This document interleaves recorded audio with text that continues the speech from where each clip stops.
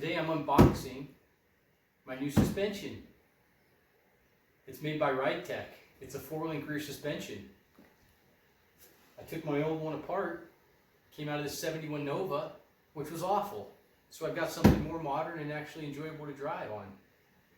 The application I'm going to be applying with is the Ford 9-inch rear differential, Posi-Track, and what I was removing, like I said, was from a 1971 Chevy Nova. And it had a really high gear ratio, I think something along the lines of a 262. Don't quote me on that, but that's probably pretty close.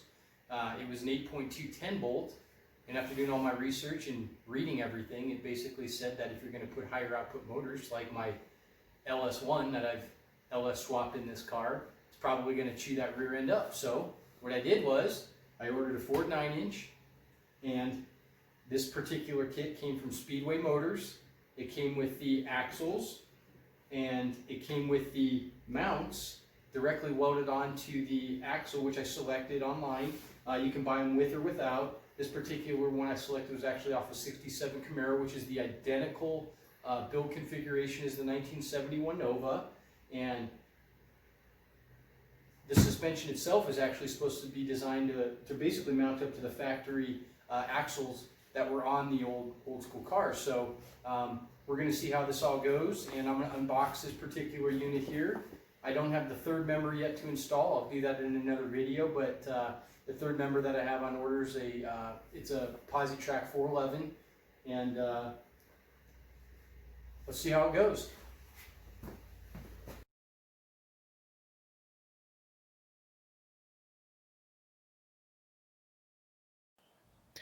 Upon unboxing this thing, I really didn't understand how light the suspension was compared to the components I took out. Keep in mind the leaf springs that I took out were probably, 15 to 20 pounds, maybe 30 pounds a piece. You got 60 pounds in leaf springs. And now you've got tubular control arms with all these little components, which I would say we probably lost probably about 40 pounds in just spring suspension. The basic components here still require you to use the leaf spring mount that mounts to the body. And then once you get all your suspension hooked together, you start the cradle process. Bumpers that I removed. Now these index bolts, they didn't just mount up easily, unfortunately. So I had to use the Cradle clamps to get them in there as snug as I could, and the instructions do tell you that the vehicle, being that it's old, may have had some torque, or it could have been hit, which this car has been, and things could be just so ever slightly out of alignment. But I was able to align that bolt in, and then moving down to the driver's side over here, I also got that bolt in too. So 2 bolts holding this cradle in. It's very snug in there. There's not a lot of play anywhere in there. It's definitely designed to fit real tight up into that compartment. So the next thing I'm going to do is use my drill bit, 5/16 drill bit,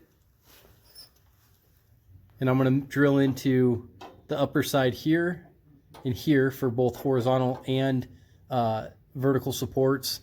And then if you look up on the frame rail, there's 1, 2, 3 more on the side, and then 2 more down here where my fuel line's hiding everything. There's a light. There we go.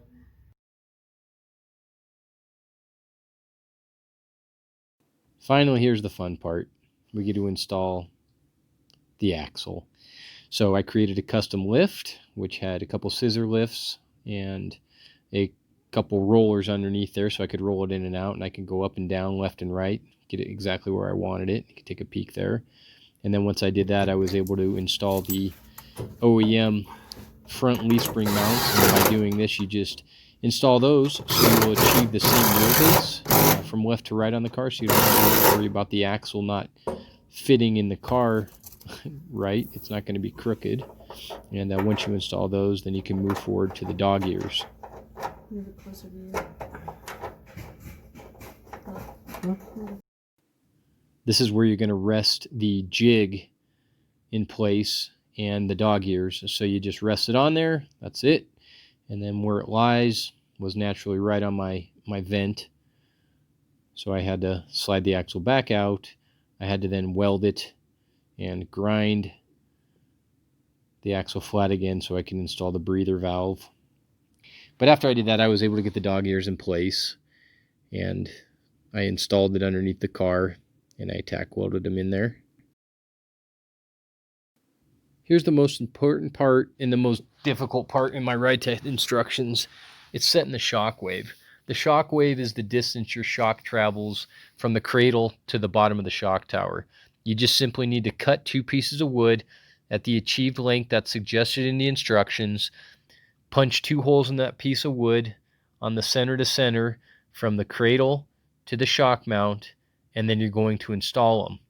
And once you install them, you're going to fasten them securely, and what's going to happen is they're going to actually center the axle, and you should just double check and measure your axle center after you do this. But once you fasten these tightly, the axle will be in position to then use your jig, and you need to grab your dog ears, and you'll be able to set those dog ears in the right angle, and you'll be able to tack weld the dog ears on top of the axle. Once you get your axle fastened, you're going to use an angle finder by placing the angle finder on the crankshaft on the engine on the front if possible, or you can use a transmission on the end of the engine. But you're going to match that to the third member or your pinion angle on the rear of the axle, and then you're safely going to be able to tack weld in those dog ears. Once you tack weld in your dog ears, drag the axle back out unless you have adequate space under there, and set a good weld on there.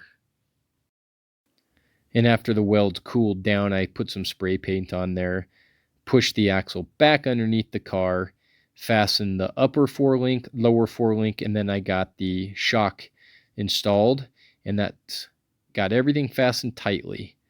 After I got everything fastened in there, I was then able to put the car back on the ground, and notice my car was almost sitting on the ground, so I had to go back and adjust the shocks and the spacer. But once you get the shock where you like it, I was able to look at my wheel gaps, put a fat tire on there. I may have to go back and maybe roll the fenders or do some grinding on the inside, but it's a pretty wide tire. I'll figure that out at the body shop, but that's how you install that 4-link.